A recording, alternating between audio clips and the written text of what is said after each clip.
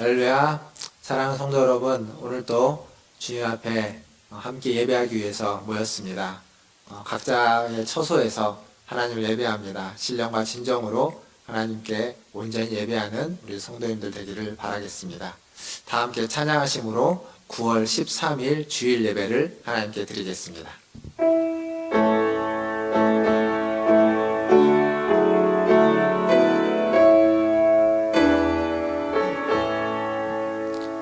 찬양하라 내 영혼아, 찬양하라 내 영혼아, 온 마음과 정성 다하여 주 찬양하라.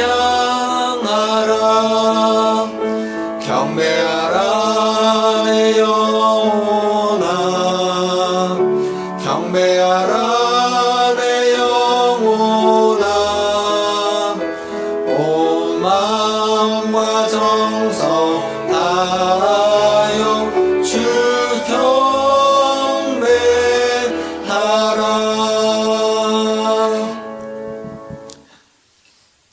그는 여호와 우리의 하나님이시라 라고 고백하는 시인의 고백이 우리의 고백인 것을 고백합니다.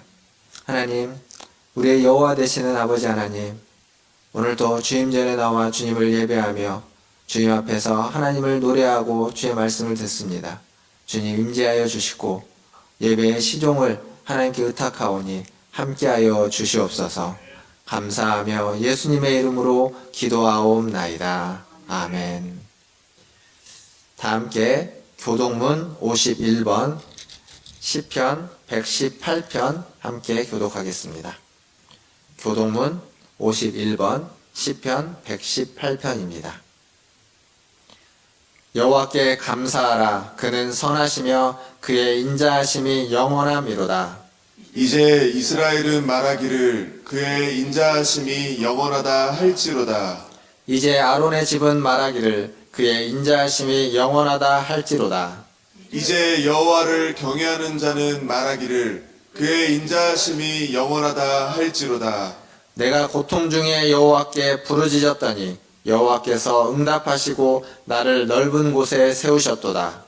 여호와는 내 편이시라. 내가 두려워하지 아니하리니 사람이 내게 어찌할까. 여호와께서 내 편이 되사 나를 돕는 자들 중에 계시니 그러므로 나를 미워하는 자들에게 보응하시는 것을 내가 보리로다. 여호와께 피하는 것이 사람을 신뢰하는 것보다 나으며 여호와께 피하는 것이 고관들을 신뢰하는 것보다 낫도다. 뭇 나라가 나를 에워쌌으니 내가 여호와의 이름으로 그들을 끊으리로다. 너는 나를 밀쳐 넘어뜨리려 하였으나 여호와께서는 나를 도우셨도다. 여호와는 나의 능력과 찬송이시오 또 나의 구원이 되셨도다. 아멘. 사도신경으로 신앙을 고백합니다. 전능하사 천지를 만드신 하나님 아버지를 내가 믿사오며 그 외아들 우리 주 예수 그리스도를 믿사오니 이는 성령으로 잉태하사 동정녀 마리아에게 나시고 본디오 빌라도에게 고난을 받으사 십자가에 못 박혀 죽으시고 장사한 지 사흘 만에 죽은 자 가운데서 다시 살아나시며 하늘에 오르사 전능하신 하나님 우편에 앉아 계시다가 저리로서 산자와 죽은 자를 심판하러 오시리라. 성령을 믿사오며 거룩한 공예와 성도가 서로 교통하는 것과 죄를 사하여 주시는 것과 몸이 다시 사는 것과 영원히 사는 것을 믿사옵나이다. 아멘. 다 함께 199장 찬양하겠습니다.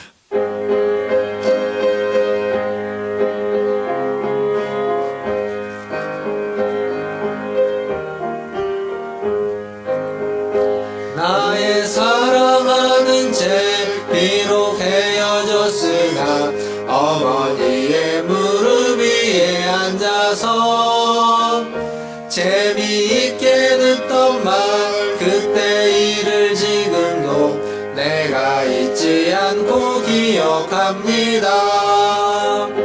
귀하고 귀하다 우리 어머니가 들려주시던 재미있게 듣던 말 이 책 중에 있으니 이 성경 심히 사랑합니다.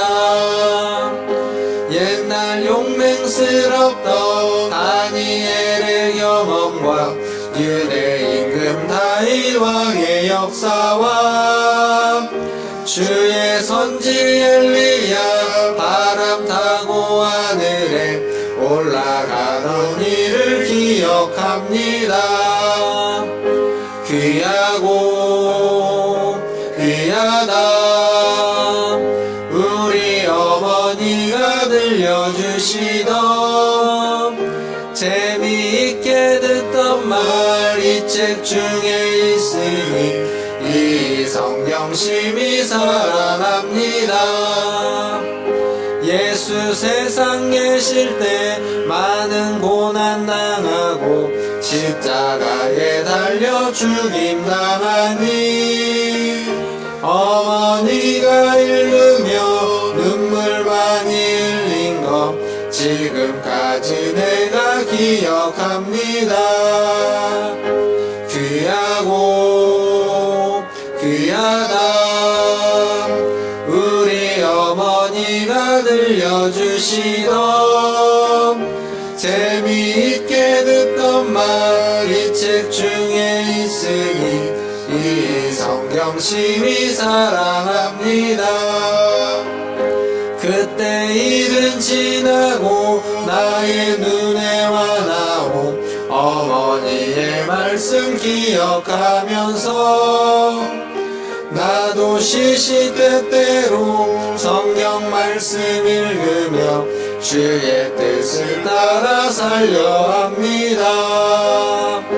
귀하고 귀하다 우리 어머니가 들려주시던 재미있게 듣던 말 이 책 중에 있으니 이 성경 심히 사랑합니다. 아멘. 우리를 대표해서 김춘석 장로님 나오셔서 기도해 주시겠습니다.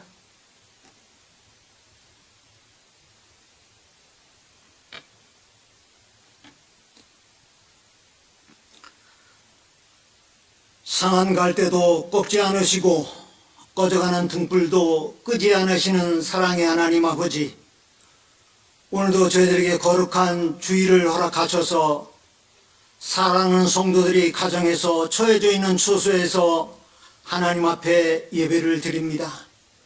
아버지 하나님, 이 시간 저희들이 두 눈을 감고 마음에 무릎을 꿇어 싸우니 하나님께서 함께하여 주셔서 우리들이 드려지는 예배가 하나님 앞에 받으시기에 합당한 예배가 되어줄 수 있도록 인도하여 주옵소서.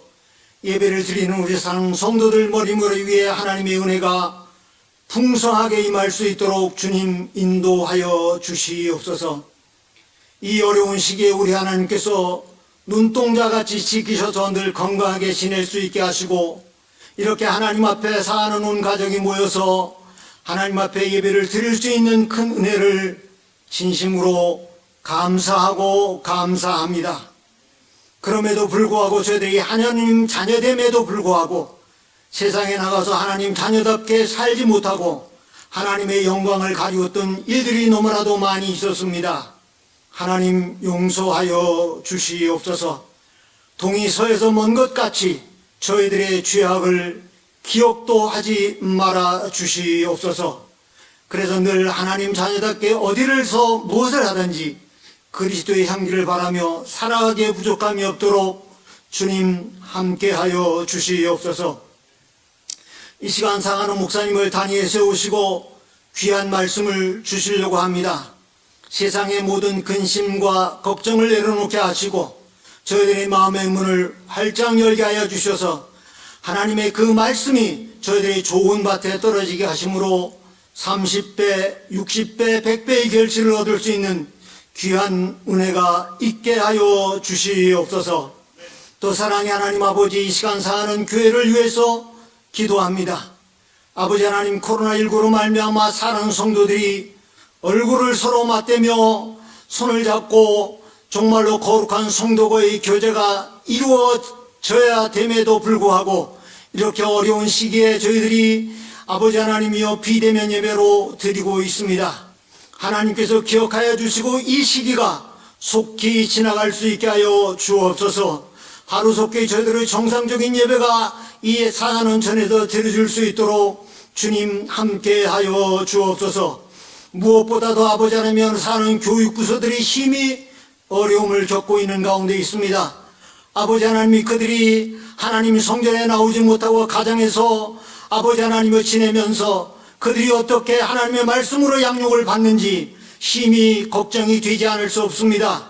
아버지 하나님께서 함께하여 주셔서 우리 어린 생명들에게 하나님의 말씀으로 양육받아 정말로 그들이 하나님의 자녀로 성장하기에 부족함이 없도록 주님 불꽃 같은 눈으로 지키시고 인도하여 주시옵소서. 사랑의 하나님 아버지, 사는 가정마다 주님께서 지키시고 인도하여 주시옵기만을 간절히 빌고 원합니다. 아버지 하나님이여, 이 어려운 시기에 사는 성도들 가정에 아버지 하나님이여 코로나19로 말미암아 어려움 당하는 가정이 없게 하여 주옵소서. 연로하신 우리 어르신들을 주님께서 지키시고 함께하여 주옵소서. 어린 생명들도 우리 하나님께서 불꽃 같은 눈으로 지키셔서 사는 가정이 어려움 없게 하시고 하나님 앞에 찬양하며 감사가 넘치는 귀한 은혜도 있게 하여 주시옵시고, 이 코로나19로 말미암아 아버지 하나님의 생활에 어려움을 겪는 우리 사는 성도들이 없게 하셔서 하나님 앞에 늘 범사에 감사하며 하나님 앞에 영광 돌리는 삶을 살아갈 수 있는 귀한 은혜도 허락하여 주시옵기만을 간절히 빌고 원합니다.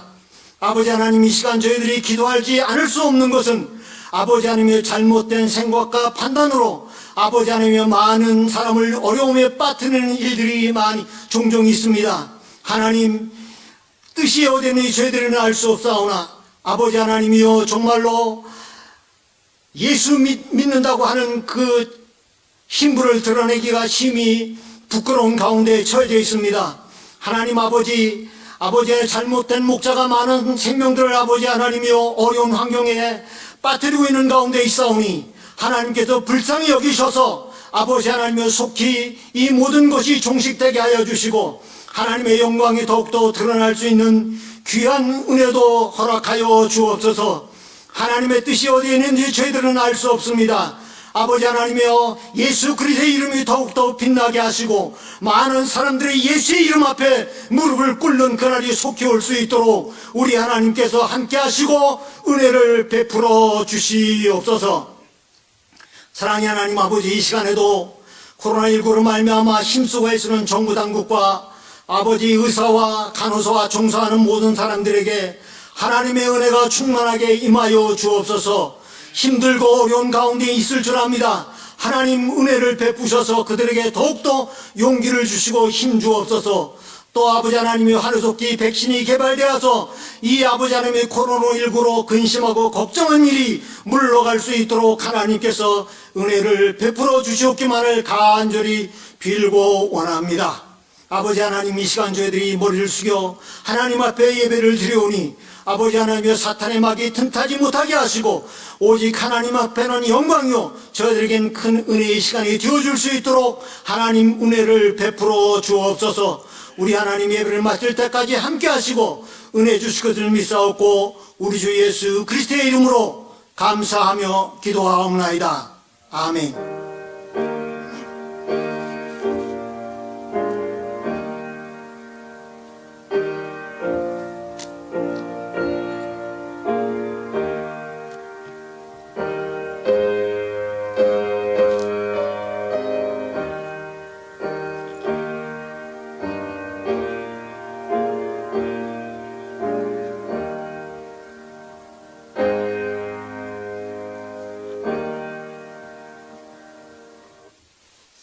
교회 소식 전해드리겠습니다. 주일 예배는 9월 20일까지 다음 주까지 가정에서 영상 예배로 드립니다. 추후에 변동사항이 있을 경우에 다음 주 주일 광고를 통해서 혹은 그 전이라도 우리 성도님들께 문자나 안내를 통해서 변경사항을 알려드리도록 하겠습니다. 영상으로 예배에 참여하실 때는 경건한 마음과 자세로 참여해 주시기를 바라겠습니다. 성경 통독 안내입니다. 지난주에 열왕기 상을 통독했고 이번 주에는 열왕기 하를 통독합니다. 하루에 5장씩 통독하면 될 것 같습니다. 교구별로 교육자의 안내를 받으시기를 바라겠습니다. 그리고 요나서 퀴즈 당첨자입니다. 요나서 퀴즈 4번째 추첨을 했는데요. 우리 박성호 권사님, 그리고 김영철 집사님, 조우경 권사님 당첨되셨습니다. 축하드립니다. 선물은 사무실에서 찾아가 주시면 감사하겠습니다. 그리고 교우동정입니다. 우리 연수 형제가 지난 주중에 목요일 날 군대에 입대했습니다. 한 달간의 훈련을 마치고 이제 사회복지기관에서 근무를 하게 되는데 건강하게 잘 다녀올 수 있도록 기도해 주시기를 바라겠습니다. 마지막으로 코로나19 극복을 위해서 개인 방역에 꼭 힘써 주시고 또 정오기도를 통해서 교회를 위해서 코로나19가 극복될 수 있기를 위해서 함께 기도에 힘써 주시기를 바라겠습니다. 하나님의 말씀 보겠습니다. 오늘 우리에게 주신 하나님 말씀은 로마서 1장 1절입니다. 로마서 1장 1절 말씀 한 절인데 같이 읽도록 하겠습니다. 1장 1절 함께 읽겠습니다. 예수 그리스도의 종 바울은 사도로 부르심을 받아 하나님의 복음을 위하여 택정함을 입었으니 아멘. 가정에서 예배를 드리시지만 우리 옆에 계신 가족들을 향해서 함께 인사하겠습니다. 사랑합니다. 축복합니다. 1992년 10월 28일 무슨 날인지 아십니까? 아주 오래된 얘기긴 하지만 그 다미 선교회라는 선교회에서 휴거가 있는 날이라고 했습니다. 그래서 이 뉴스로 TV로 생중계하기도 했죠. 휴거가 되는가 안 되는가 그런 때가 있습니다. 그리고 2014년 12월에 또 무슨 일이 있었냐면 어떤 예언가들이 전도사가 제2차 한국전쟁이 12월에 발발한다 하는 이야기가 있었고 그 내용이 9시 뉴스에 한 꼭지가 되기도 했습니다. 그러니까 여러 선지자들이라고 불리는 분들이 한국의 전쟁 혹은 정치 또 한국의 교회에 대해서 여러 가지 예언들을 많이 합니다. 이런 예언에 대해서 한국교회 성도들은 굉장히 좀 취약합니다. 왜 취약하냐면 어떤 역사적인 문화적인 배경이 있어서 그런지 어떤 외압과 위기에 대해서 더 이렇게 반응을 더 많이 하는 것 같습니다. 거기에다가 예언이라고 하면 굉장히 영적인 것으로 생각하고 무조건 받아들입니다. 그러니까 혹시나 하는 마음이겠죠. 혹시나 하는 마음으로 그것을 일단 따르고 추종하는 편입니다. 그러다 보니까 요즘은 뭐 카톡, SNS 혹은 유튜브를 통해서 그런 내용들이 재생산되고 확산되고 심지어는 오래전에 지났던 잘못된 이야기들도 다시 끄집어내어져서 얘기되는 그런 경우들도 많이 있습니다. 사실 알아야 되는 것들이 있습니다. 꼭 알아야 되는 것들이 있죠. 근데 요즘 우리가 살고 있는 시대는 알아야 될 게 너무 많습니다. 그리고 이미 우리가 굉장히 많은 것들을 알고 있습니다. 그런데 많이 알고 있는데 정작 알아야만 하는 것을 모르는 경우도 있는 것 같습니다. 어렸을 때, 유치원 때 배우는 것으로 충분하다고 이야기하는 분들도 있는데 우리가 지금 그리스도인으로서 알아야만 하는 것은 무엇일까요? 그리스도인이 알아야만 하는 가장 중요한 것, 그것은 바로 하나님의 말씀이라고 생각합니다. 하나님의 말씀을 그래서 우리는 이렇게 매주 이번 주에는 열왕기 하를 통독하지만 지난주에는 열왕기 상을 통독했죠. 이렇게 하나님의 말씀을 읽고 묵상하는 겁니다. 그리고 매주 예배를 통해서 하나님의 말씀을 듣고 있습니다. 사실 성경 66권 어느 한 부분 중요하지 않은 부분이 없겠지만 그 66권 중에 좀 더 중요하다고 할 수 있는 부분을 뽑으라면 여러 신학자들과 또 성경 번역가는 어디를 뽑냐면 로마서를 이야기합니다. 윌리엄 틴테일이라는 성경 번역자는 성경에서 가장 중요한 한 권을 뽑으라면 로마서다 이야기했고, 슈페너라는 신학자는 성경을 하나의 반지라고 이야기한다면 그 반지의 보석은 로마서이다 라고 얘기했습니다. 그만큼 로마서가 가장 중요한 부분이라고 이야기합니다. 저는 이번 주부터 로마서 말씀을 여러분과 함께 좀 살펴보려고 합니다. 어떤 부분은 굉장히 좀 세밀하게 살펴볼 것이고 어떤 부분은 좀 이렇게 멀리서 조망하듯이 좀 살펴볼 겁니다. 오늘은 이제 로마서의 첫 시간으로 서론입니다. 서론은 가장 중요하지만 가장 좀 따분하고 지루하기도 하고 약간 강의 같은 느낌이 들 수도 있습니다. 근데 이 서론을 통해서 우리가 봐야만 하는 건 뭐냐면 로마서가 말해주고자 하는 메시지가 무엇인지. 사실 로마서는 복음을 이야기하는 겁니다. 로마서를 통해서 우리는 다시 한번 복음을 들어야 되는 거죠. 우리가 살고 있는 이 시대는 어떤 시대보다도 복음이 필요한 시대인 것 같습니다. 왜곡된 복음, 값싼 복음, 그리고 정치 복음, 이런 것들로 인해서 서로 분열이 되고 갈등이 생기고 차별이 생기고 혐오가 생기고 있는 이 시대에 하나님의 복음은, 진짜 복음은 그 모든 갈등과 차별과 분열과 혐오를 다 이겨내고 극복하고 화해시키는 것이기 때문에 그렇습니다. 그러한 은혜가 이 로마서를 통해서 우리에게 있기를 바라겠습니다. 앞으로 전해질 로마서 말씀을 통해서 가짜 복음이 아니라 진짜 복음의 모습을, 아름다운 복음의 모습을 엿볼 수 있는, 발견할 수 있는 저와 여러분 되기를 주님의 이름으로 축원합니다. 로마서는 서신서라고 불려집니다. 서신서. 다른 말을 바꾸면 편지입니다. 편지. 우리가 보고 있는 이 개역개정판 성경에는 편지라는 느낌이 잘 들지 않지만 그 어린이들이 보고 있는 쉬운 성경이나 혹은 세번역 성경으로 이제 성경을 한번 보시면 편지라는 느낌이 처음부터 이렇게 뒤에까지 잘 듭니다. 편지를 쓴 적이 오래돼서 편지에 대한 감이 조금은 없으시겠지만 옛날 기억을 떠올려 보면 편지에는 수신자가 있고 발신자가 있죠. 맨 위에 수신자, 누구누구에게 라고 하면 수신자라고 쓰고 맨 밑에 누구누구 드림, 이렇게 해서 발신자를 기록하고 있습니다. 로마서의 수신자는 로마에 있는 교회 성도들입니다. 로마 교회 성도들이 수신자죠. 발신자는 사도 바울이 되겠습니다. 바울이 사도행전을 보면 전도여행 하다가 고린도에 머물러서 로마서를 썼다라고 보통 이야기합니다. 그런데 그때 바울의 나이가 굉장히 많아서 바울이 눈도 잘 안 보이고 나이가 많아서 직접 쓰지 않고 더디오라고 하는 대피라는 비서가 있었는데 그 비서가 로마서를 썼습니다. 바울이 이제 얘기해 주는 거죠. 바울이 말을 하면 그 비서가 받아서 로마서를 기록했습니다.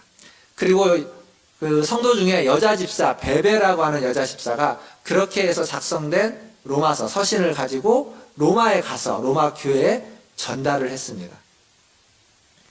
즉, 로마서라는 우리가 보고 있는 이 성경은 한 사람의 수고만으로 쓰여진 성경이 아니라는 겁니다. 더디오라는 비서의 대필, 그리고 베베라는 여자 집사의 그것을 전달하는 수고가 있었기 때문에 로마 교회 성도들이 로마서를 받아봤고, 그리고 그 로마서가 지금까지 우리에게 전해지고 있다는 겁니다. 만약에 이 두 사람이 없었다면 눈이 침침해서 잘 쓰지 못하는 바울이 로마서를 제대로 썼을 수가 없고, 또 바울이 혹은 더디오가 로마서를 잘 기록을 했더라도 베베라는 사람이 그것을 제대로 전달해 주지 않고 혹은 누군가 그것을 분실해 버렸다면, 그렇다면 로마서는 있을 수 없습니다. 이 두 사람의 동역이 있었기 때문에 로마서는 우리가 지금 보고 읽고 은혜 받을 수 있게 되는 겁니다. 이렇게 하나님의 일에는 언제나 동역자들이 있습니다. 그리고 그 동역자들은 없어서는 안 될 존재들입니다. 동역자들이 없다면 하나님의 일은 제대로 이루어지지 않는 거죠. 지금 우리는 이렇게 대면하지 못하고 비대면으로 예배를 드리고 있습니다. 하지만 하나님이 주신 자리에서 우리는 각자가 하나님 주신 사명이 있고 하나님의 일을 다 감당하고 있습니다. 다른 말로 바꾸면 하나님의 큰 일에 우리는 모두가 다 동역자들입니다. 어디에 있든지 무슨 일을 하든지. 성도님들의 동역이 없다면 하나님의 일은 온전히 이루어지지 못할 겁니다. 그리고 교회는 온전한 교회가 될 수 없겠죠. 우리의 말과 행동 하나하나가 하나님의 나라를 증명하는 것이고 교회가 어떠한 모습인지 보여지는 것입니다. 그래서 우리 모든 성도님들이 하나님의 동역자라는 의식을 가지고 우리가 서로 동역하고 있다는 의식을 가지고 오늘 또 그 아름다운 동역에 더 힘써 주시기를 주님의 이름으로 축원드립니다. 이 로마서 편지를 쓸 때는요, 어떠한 목적이 있습니다. 그리고 편지를 쓰는 이유가 있습니다. 그걸 배경이라고 이야기할 수 있죠. 어떤 배경과 어떤 목적을 가지고 편지를 쓰는데 로마서를 쓴 바울은 어떤 배경과 어떤 목적이 있냐면 제가 이제 그 코로나가 있기 전까지 수요일 날 사도행전을 굉장히 오랫동안 설교를 했습니다. 그 사도행전을 쭉 보면 바울이 이제 등장해서 전도행을 다니면서 복음을 전하는데 바울을 계속 따라다니는 사람들이 있습니다. 따라다니면서 바울이 하는 일에 계속 태클을 거는 사람이 있어요. 그들은 왜 태클을 거냐면 바울이 전하는 복음, 율법은 필요 없고 오직 믿음으로만 구원을 받는다고 하는 이 복음은 값싼 복음이고 잘못된 복음이다. 율법을 폐기하는 것은 잘못됐다라고 그들은 확신하고 바울이 전하는 모든 복음에 태클을 거는, 딴지를 거는 사람들입니다. 가는 곳마다 그들이 쫓아오고 먼저 가서 그 일을 하기도 하고 그럽니다. 그런데 바울은 갈라디아서에서 그들의 주장을 거짓 복음이라고 이야기하는 겁니다. 진짜 복음은 그렇지 않다는 거죠. 진짜 복음은 율법이 필요 없이 믿음으로써만 구원을 받는 복음인데 그들은 율법이 있어야만 한다고 이야기하면서 복음을 왜곡하고 복음을 훼손했다고, 그래서 그들은 가짜 복음을 전하는 자들이다 라고 바울은 매도합니다. 정반대 얘기를 하는 거죠. 그런데 그렇게 복음을 훼손하는 사람들이 어디까지 가냐면 로마까지 흘러 들어간 겁니다. 바울이 그 소식을 듣고 바울이 로마서를 통해서 로마에 있는 교인들이 그런 왜곡된 복음, 훼손된 복음, 거짓 복음에 귀 기울이지 않도록, 그것에 그것을 듣고 믿지 않도록, 그래서 로마서를 써서 보낸 겁니다. 여기에는 바울의 어떤 또 다른 목적이 하나 있습니다. 바울은 로마를 통해서 서바나라고 하는 스페인까지 가려고 하는 어떤 목적이 있었는데, 계획이 있었는데, 그러려면 로마 교회가 건강해야 되겠죠. 그래야만 자기를 후원해주고 지지해주고 받아줘서 자기를 그쪽으로 파송해줄 수 있기 때문에, 또 그런 목적과 함께 바울은 로마서를 그들에게 써서 보낸 겁니다. 즉 바울에게 있어서 로마서는 공적인 면이 있고 또한 사적인 자신의 계획을 위한 도움으로서 공적이고 사적인 면이 함께 있는 겁니다. 또한 그동안 바울이 당해왔던 바울의 감정, 그 자기를 따라다니면서 자기를 비난하고 이렇게 태클을 걸었던 이들을 향한 바울의 감정이 고스란히 다 묻어있는 편지가 되는 거죠. 우리가 로마서를 본다면 바울의 그러한 어떤 마음과 그러한 상황을 좀 염두에 두면서 로마서를 읽을 때 로마서 안에서 바울의 어떤 격양된 모습들, 또 그러한 톤들, 그러한 마음들을 더 잘 헤아릴 수 있을 겁니다. 이게 발신자인 바울의 상황이었다면 수신자인 로마 교회도 나름의 정황이 있었습니다. 사실 로마 교회가 어떻게 생성됐는지는 우리가 잘 알지 못합니다. 로마 교회가 어떻게 세워졌는지는 정확히 알지 못합니다. 그런데 학자들이 뭐라고 이야기하냐면 오순절날 예루살렘에 모였던 유대인들 중에 로마에 있는 유대인들이 왔고, 그리고 그들 안에서 베드로가 이제 한 설교를 통해서 예수를 믿게 되는 사람이 수천 명이 생기는 거죠. 그들 안에 예수를 믿게 된 사람들이 다시 로마로 돌아가서 그곳에서 복음을 전해서 로마 교회를 세웠다라고 이야기합니다. 즉 그렇게 복음을 전해서 로마 교회가 세워지다 보니까 그곳에는 유대인 그리스도인도 있지만 헬라인 이방인 그리스도인도 함께 공존하는 거죠. 그래서 로마 교회 안에는 유대인과 이방인이 함께 거하는 그러한 공동체가 되었다는 겁니다. 근데 문제는 어떻게 생기는 거냐면 당시에 유대인들은 회당에서 모였습니다. 유대 그리스도인들도 회당에서 모였습니다. 바울도 전도를 함에 있어서 회당으로 찾아가는 이유가 거기에 있습니다. 회당에서 모였는데 이제 베드로의 전도를 통해서 예수가 그리스도라는 걸 깨닫고 예수를 믿게 된 유대인이자 그리스도인들은 그 회당에 가서 무엇을 얘기할까요? 예수가 메시아다, 예수가 그리스도다 라고 이야기를 하니까 그것을 믿지 않는 유대인들과 갈등이 생기는 겁니다. 갈등이. 그러니까 한 회당에서 모였는데 그들끼리 서로 갈등이 생기고 그 갈등이 이제 큰 어떤 사건으로 소요사태로 일어나게 되는 거죠. 그래서 역사적인 기록을 보면 AD 49년에 로마의 클라우디우스 황제가 모든 유대인들을 로마에서 추방시켜버립니다. 추방시킨 이유가 뭐라고 기록되어 있냐면 크레스투스라는 사람 때문에 발생하는 소요 때문에 유대인들을 로마에서 다 추방한다, 이렇게 기록되어 있습니다. 크레스투스, 이게 누굴까요? 학자들은 이 크레스투스가 그리스도라고 이야기합니다. 즉 그리스도, 예수가 메시아다, 예수가 그리스도다라는 이 주장 때문에 유대인들 사이에 갈등이 생겼고 그 갈등이 소요사태로 일어나자 로마 정부는 황제는 모든 유대인들을 로마에서 다 내쫓아 버린 겁니다. 그렇게 되자 로마 교회는 모든 유대인들이 다 내쫓겼기 때문에 그리스도인이었던 유대인들도 다 로마에서 쫓겨나간 거죠. 그러자 로마 안에 있는 로마 교회는 누구만 남았냐면 이방인 그리스도인들만, 헬라인 그리스도인들만 남게 된 겁니다. 그들은 그렇게 많은 인원이 아니었기 때문에 한 가정교회로 모였습니다. 뭐 작은 가정교회도 있고 조금 큰 가정교회도 있지만 한 3군데에서 5군데의 가정교회로 모였다라고 기록되어 있습니다. 그리고 시간이 지나서 이제 클라디우스 황제가 AD 54년에 죽습니다. 죽고 난 뒤에 이 추방당했던 유대인들이 다시 로마로 들어오는 거죠. 들어와서 보니까 유대인 그리스도인들이 이제 로마 교회, 그 가정교회를 찾아가면서 보니까 이미 그곳은 이방인 그리스도인들이, 로마의 그리스도인들이 자리를 다 잡고 있는 거죠. 그전에는 자기들이 복음을 전해줘서 자기들이 다수였고 이방인 그리스도인들이 소수였는데 이제는 반대가 되는 겁니다. 이방인 그리스도인이 다수고 유대인 그리스도인이 소수였고, 그리고 시간이 수년이 지나면서 그 로마 교회는 이방인 그리스도인 중심으로 자리가 잡혀져 있고 문화가 형성된 겁니다. 근데 그 이방의 문화라는 것이, 헬라의 문화라는 것이 유대의 문화와 다르죠. 공존하기 어려운 문화들이 생기는 겁니다. 절기의 문제, 그리고 이제 음식 문제, 우상에게 바쳐진 제물인 고기의 문제들이 발생하는 겁니다. 그것으로 말미암아서 로마 교회 안에 또 다른 갈등이 생겨나는 겁니다. 이전에는 회당에서의 갈등이었다면 이제 교회 안에 처음에는 갈등이 없었는데 시간이 지나면서 갈등이 생겨나게 된 거죠.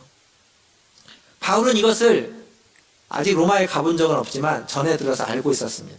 그래서 로마서를 통해서 그들 안에 있는 이 갈등을 치유하기를 원했던 거죠. 복음을 통해서 문화적인 차이로 말미암아 생기는 분열과 갈등을 회복하고 치유하기를 소망했습니다. 그래서 바울은 로마서 이 뒷부분에 가면 서로 권하라, 서로 받으라, 이런 식의 표현을 많이 합니다. 그러니까 상대방이 나와 다르지만 그들을 용납하고 받아주라는 겁니다. 문화적인 차이는 복음의 하등의 문제가 되지 않기 때문에 그것을 받으라라고 이야기하고 있습니다. 로마 교회 상황을 좀 길게 설명했지만 우리가 처한 상황도 이와 비슷합니다. 왜곡된 복음, 가짜 복음으로 점철되어 있는 거짓 복음, 그 속에서 우리는 여러 가지 갈등과 분열을 안고 있습니다. 진짜와 거짓을 구분할 수 있어야만 하겠죠. 구분할 수 있는 시금석은 이런 겁니다. 거짓 복음은 자꾸 분열을 야기시킵니다. 갈등을 일으킵니다. 분열을 야기시키고 갈등을 촉발하고 그리고 불화를 부추기는 겁니다. 차이와 차별을 강화시키는 것, 그것은 복음이라는 이름이 있다 할지라도 거짓 복음이라고 이야기할 수 있습니다. 진짜 복음은, 참된 복음은 그 어떤 차이와 차별도, 어떤 분열도, 어떤 분란도 화해시키려고 애쓰는 겁니다. 하나 되게 만들고 화해시키려고 하고 함께 공존하고 상생하기 위해서 애쓰는 복음, 그것은 진짜 복음입니다. 우리가 듣고 있는 복음이 과연 어떤 복음인지 우리는 분별해서 들어야만 하는 시대를 살고 있습니다. 거짓과 참을 구별하시는 우리 모든 성도님들 되시기를 주님의 이름으로 축원드립니다. 이제 마지막으로 로마서 전체 개관을 간단하게 살펴볼 것인데, 로마서 전체적인 개관은 이런 겁니다. 로마서 하면은 이신칭이라는 그 루터의 주장을 우리가 알고 있습니다. 근데 이신칭이라는 주장이 로마서 전체를 대변하지 않습니다. 로마서 전체는 이신칭이라는 한마디보다 더 중요한 건 하나님과 인간 사이의 역사다라고 로마서를 이야기할 수 있습니다. 하나님과 인간 사이의 역사. 무슨 얘기냐면 하나님의 주권을 거부해서 타락한 인간의 모습, 그리고 그러한 인간을 하나님이 다시 죄로부터 회복시켜주는 그 역사의 이야기들, 그리고 그렇게 회복된 인간들이 어떻게 살아가야만 하는지, 역사 속에서 어떠한 삶을 살아야만 하는지에 대한 이야기, 이게 로마서의 전체적인 이야기의 흐름입니다. 그래서 존 스토트는 로마서 강의에서 이런 얘기를 합니다. 서론에서 하나님의 진노에 대한 이야기, 그리고 하나님의 은혜에 대한 이야기, 그리고 하나님의 계획에 대한 이야기, 하나님의 뜻에 대한 이야기가 로마서의 전체 흐름이다. 하나님의 진노, 그리고 하나님의 은혜, 하나님의 계획과 하나님의 뜻, 이게 로마서 전체의 내용이다라고 이야기하고 합니다. 이런 겁니다. 이런 결과이 말해주는 건 하나님은 이 세상을 향해서 어떠한 마음을 가지고 있는지를 말해주는 겁니다. 자기의 피조물인 사랑하는 인간들이 죄로 말미암아서 타락했습니다. 반역했습니다. 그래서 하나님은 진노하시는 겁니다. 그런데 하나님은 그냥 울분을 토하면서 진노하는 것이 아니라 마음이 아프신 거죠. 진노할 수밖에 없는 인간의 반역을 향해서. 그 마음이 아프신 그 아픈 마음을 부여잡고 더 큰 아픔을 감당하면서까지 그들에게 은혜를 베푸는 겁니다. 사랑하시는 거죠. 그게 십자가의 사랑입니다. 진노하시는 하나님, 아파하시는 하나님, 그리고 더 큰 아픔을 경험하지만 인간을 사랑하시는 하나님, 로마서에서 우리가 발견하고 있는 하나님입니다. 그리고 그런 우리가, 그 사랑받은 우리가 하나님의 뜻대로 살아가기를 위해서 도와주시고 기다려주시고 인내해주시는 하나님, 그게 바로 로마서에서 우리가 발견해야 되는 하나님입니다. 앞으로 로마서를 통해서 이런 하나님을 발견하시기를 주님의 이름으로 축원합니다. 오늘 본문을 로마서 1장 1절을 읽었습니다.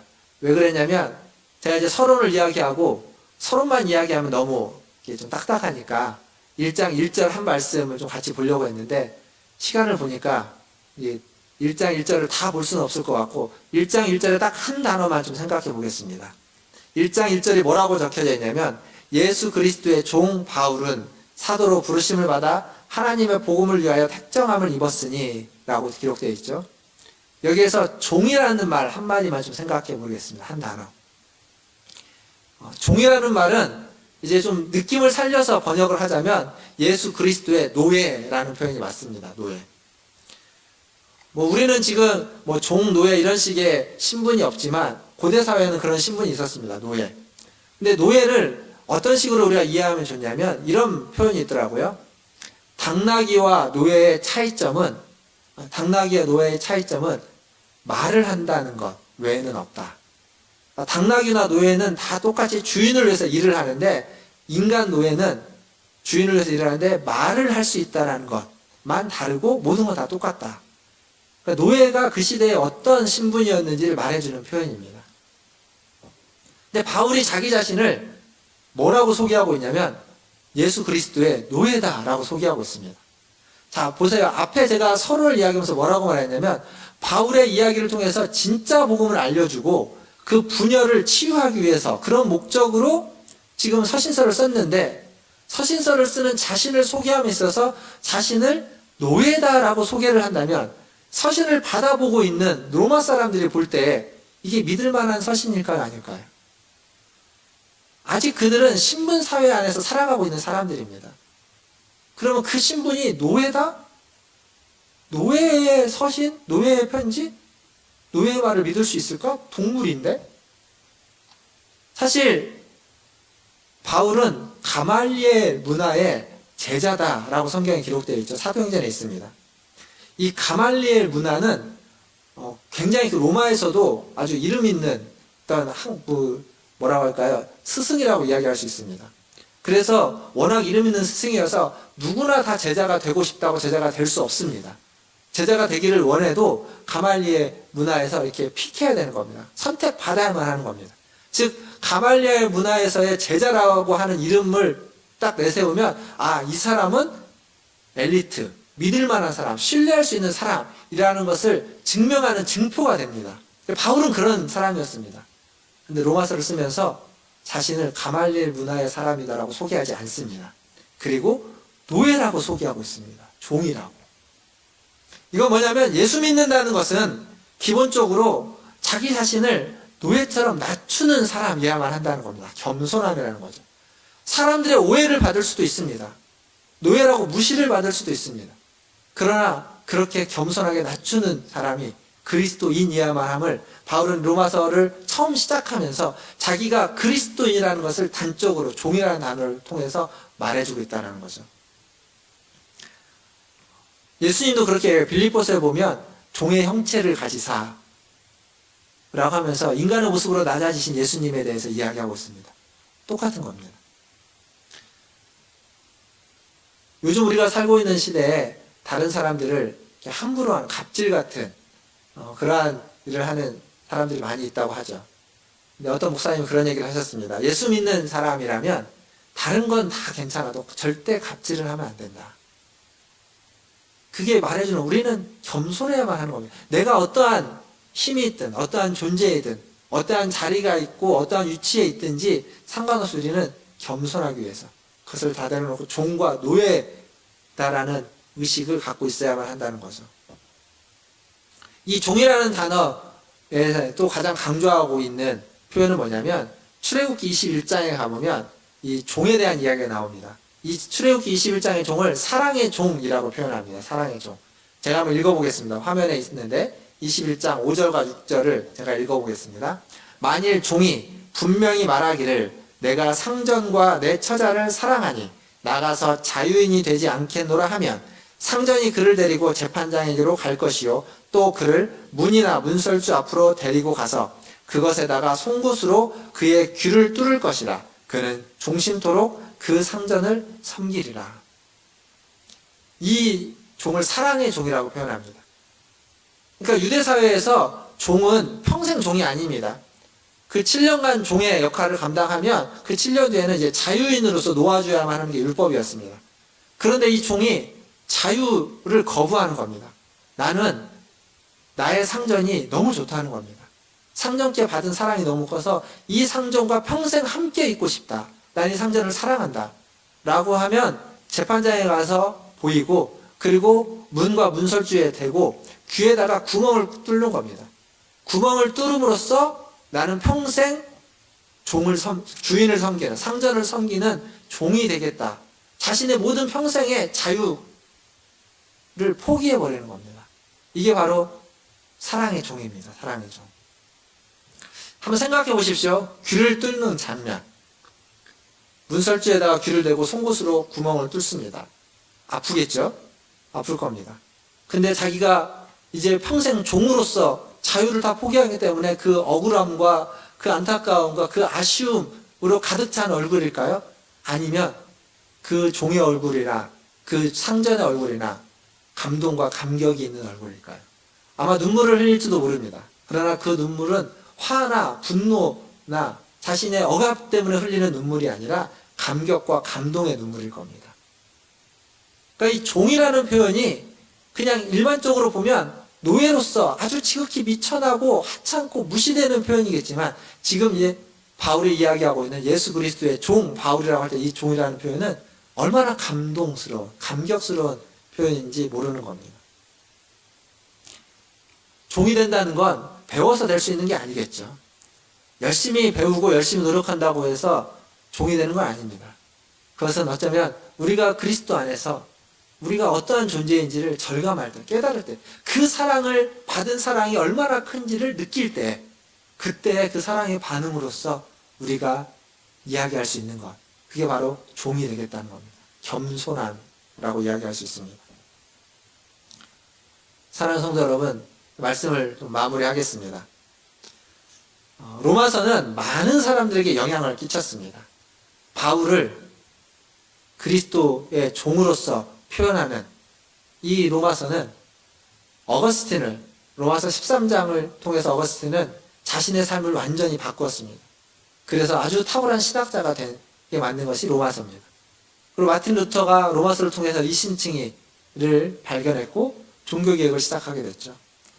뿐만 아니라 요한 웨슬레, 그리고 철로역정을 썼던 존 버냐, 칼바르트, 수많은 신학자들과 기독교 안에서 위대한 사람들이 다 로마서를 통해서 변화받았던 사람들입니다. 물론 위대한 사람만이 아니라 평범한 그리스도인들 또한 로마서를 통해서 많은 변화를 겪었습니다. 이렇게 로마서는 많은 이들을 변화시켰고 성장시켰고 영향을 주었습니다. 그런데 요즘 시대에 이 로마서 혹은 이 성경을 통해서 이런 변화와 이런 감격이 예전보다 많이 없어진 것 같습니다. 왜 그럴까요? 오늘 설교 제목이 미쳐야 미친다입니다. 이건 책 제목입니다. 책 제목. 그 책의 내용은 이런 겁니다. 어떤 것 하나에 우리가 미치면, 어떤 것 하나에 미치면 그 사람은 어떤 수준에 도달한다는 겁니다. 어떤 수준에 도달하기를 원한다면, 어떤 위치에 도달하기를 원한다면 성공을 원한다면 그것 하나에 미칠 정도로 열심히 해야 된다는 얘기입니다. 그게 미쳐야 미친다라는 얘기죠. 결국 사람이 변화되지 않고 새로워지지 않는 것은 어쩌면 성경에 미친 사람들, 로마서를 미친 듯이 읽고 묵상하는 사람들이 지금 이 시대에는 없기 때문이다라고 이야기할 수 있습니다. 그래서 감격이 없고 변화가 없는 겁니다. 반대로 지금이라도 성경에 미친다면, 지금이라도 성경을 읽고 또 읽고 묵상하고 또 묵상한다면 그 성경이, 그 말씀이 우리를 변화시키고 우리를 성장시켜줄 줄 믿습니다. 코로나19 시대에, 사랑하는 성도 여러분, 코로나19 시대에 신앙의 성장을 원하십니까? 삶의 변화를 원하십니까? 그렇다면 말씀에 미쳐야 됩니다. 로마서 말씀이 전해지는 기간 동안 로마서를 읽고 또 읽으십시오. 묵상하고 또 묵상하십시오. 그러면 이 시간 동안 이 로마서가 하나님의 말씀에 미친 여러분들을 변화시키시고 하나님의 말씀에 미친 여러분들을 성장시켜 주실 줄 믿습니다. 주일마다 그러한 은혜가 있기를 바라겠습니다. 로마서를 통해서 수많은 변화를 받고 깨달음을 받고 성장받았던 그 사람들의 명단에 저와 여러분의 이름도 우리가 로마서에 집중하고 읽고 또 읽고 묵상하고 또 묵상한다면 그 명단에 우리의 이름도 올라갈 수 있는 줄 믿습니다. 우리 모든 성도님들의 이름이 그 로마서를 통해서 변화받은 유인들의 이름에 올라갈 수 있기를 주님의 이름으로 축원합니다. 기도하겠습니다. 시간 기도하실 때 말씀을 기억하시면서 기도하겠습니다. 미쳐야 미친다라는 책 제목처럼 우리 하나님의 말씀에 지금보다 조금 더 집중하고 조금 더 하나님의 말씀을 사모하고 읽기 위해서 애쓰시기를 바라겠습니다. 그래서 그 말씀이 여러분을 읽고 여러분을 변화시키고 그 말씀이 여러분을 새롭게 하는 성장시켜가는 은혜를 경험할 수 있기를 바라겠습니다. 그렇게 말씀에 미치는 우리 성도들, 그래서 변화받고 깨달음받고 성장받는 나 자신이 되기를 위해서 기도하시고 또 코로나19가 극복되기 위해서 사회의 모든 분열과 갈등이 해소되기를 위해서 우리 같이 한 목소리로 잠시 기도하겠습니다. 기도합니다. 하나님 감사합니다. 아버지 하나님, 오늘 또 주님 전에 나와 주님을 예배했습니다. 오늘도 주님 전에 나와 주님을 찬양했습니다. 주님을 노래하고 주의 말씀을 들었습니다. 하나님, 주님의 말씀을 이렇게 하나님 한 주에 한 번씩 듣는 데 머무르지 않게 하시고 그 말씀을 매일매일 읽고 묵상하는 우리 성도들에게 하여 주시옵소서. 로마서 말씀을 전하는 이 시간 동안 아버지 하나님, 이 기간 동안 하나님 주의 말씀을 더욱 읽고 또 읽으며 묵상하고 또 묵상해서 특별히 로마서를 반복해서 읽고 읽음으로 말미암아서 하나님 우리 성도들이 믿음이 자라나게 하여 주시고 신앙의 성장을 뿐만 아니라 말씀으로 변화받는 은혜가 있게 하여 주시옵소서. 그래서 로마서로 말미암아 변화받았던 그 리스트, 그 명단에 우리 성도들의 이름도, 이름 세 글자도 새겨질 수 있도록 주님 은혜 베풀어 주시옵소서. 하나님, 이 시대 어려운 시대입니다. 하나님, 코로나가 여전히 하나님 우리나라에 100여 명의 하나님 확진자들이 매일매일 나오고 있습니다. 세계적으로는 하나님 여전히 20만 명 이상의 확진자들이 매일매일 일어나고 있습니다. 아버지 하나님, 손을 놓고 있는 건 아니지만 열심히 노력하지만 하나님 그것이 쉽지 않은 이에요. 주님의 도우심, 주님의 능력을 더욱 필요로 하오니 주님 도와주시옵소서.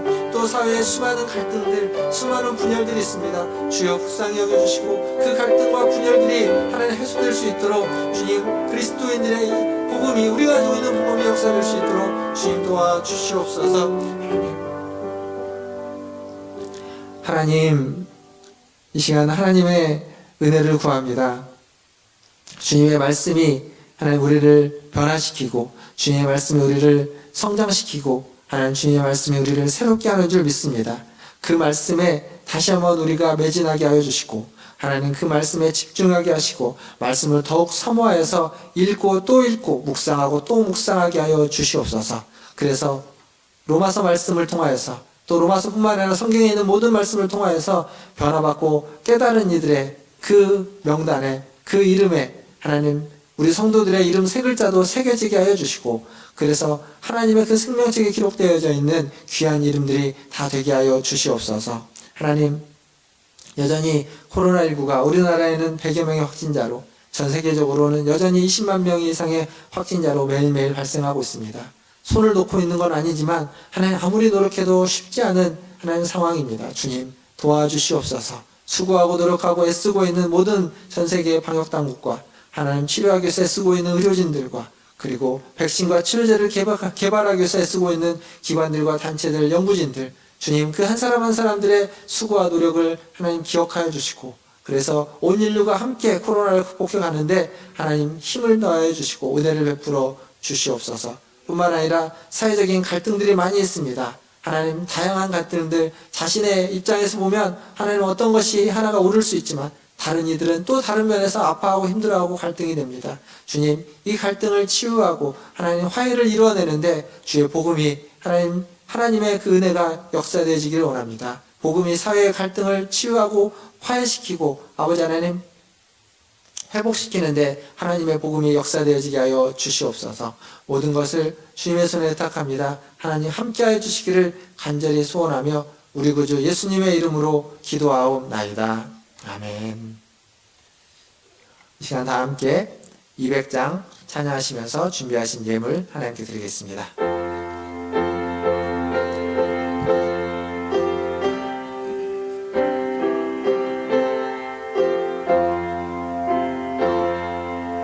달고 묘한 그 말씀 생명의 말씀은 귀한 그 말씀 진실로 생명의 말씀이 나의 길과 믿음 밝히 보여주니 아름답고 귀한 말씀 생명샘이로다. 아름답고 귀한 말씀 생명샘이로다. 귀한 주님의 말씀은 내 노래 되도다. 모든 사람을 살리는 생명의 말씀은 값도 없이 받아 생명 길을 가니 아름답고 귀한 말씀 생명샘이로다. 아름답고 귀한 말씀 생명샘이로다. 널리 울리어 퍼지는 생명의 말씀은 마음의 용서와 평안은 골고루 주나니 다만 예수 말씀 듣고 복을 받네. 아름답고 귀한 말씀 생명샘이로다. 아름답고 귀한 말씀 생명샘이로다.